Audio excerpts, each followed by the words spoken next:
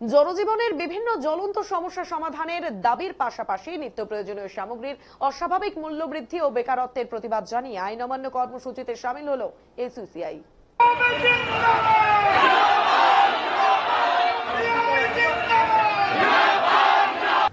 এদিন উত্তরবঙ্গের বিভিন্ন জেলায় এই আন্দোলন কর্মসূচিতে সমবেত হন এসইউসিআই নেতাকর্মী সমর্থকেরা। এসএসসি প্যানেল বাতিল নিয়ে এদিন রাজ্য সরকারের তীব্র সমালোচনা করেন এসইউসিআই নেতৃত্বরা। এদিন কোচবিহার শহরে মিছিল করে কোচবিহার সদর মহকুমা শাসকের দপ্তরে আইন অমান্য কর্মসূচিতে শামিল হয় এসইউসিআই। এদিন পুলিশের ব্যারিকেড ভেঙে সদর মহকুমা শাসকের দপ্তরে প্রবেশের চেষ্টা করেন এসইউসিআই নেতাকর্মী সমর্থকরা। পুলিশের সাথে কার্যত ধস্তাধস্তিতে জড়িয়ে পড়েন তারা। এদিন রাজ্য সরকারের ভূমিকার তীব্র নিন্দা করেন এসইউসিআই নেতা নেপাল মিত্র।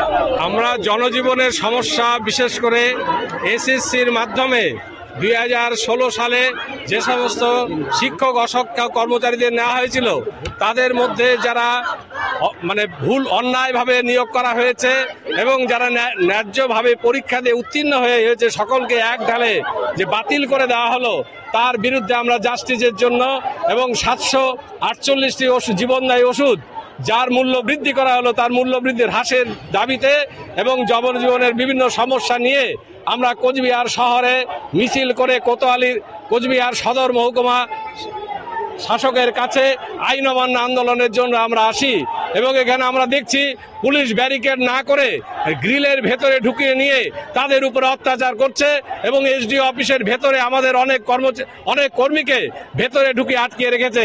আমি এখানে সবাইকে বলতে চাইছি যে আমরা বৈধভাবে কাগজ দিয়েছিলাম, জানিয়েছিলাম যে আমরা 3 তারিখে এসডিও সদরের কাছে আইন অমান্য করব জনজীবনের সমস্যা নিয়ে।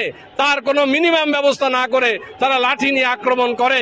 এই লাঠিচার্জের আমরা তীব্র ঘৃণা করছি, বিরোধিতা করছি এবং আপনাদের মাধ্যমে কোচবিহারের সমস্ত মানুষের কাছে বলতে চাই জনজীবনের সমস্যার বিরুদ্ধে লড়াইয়ের জন্য আপনারাও এগিয়ে আসুন।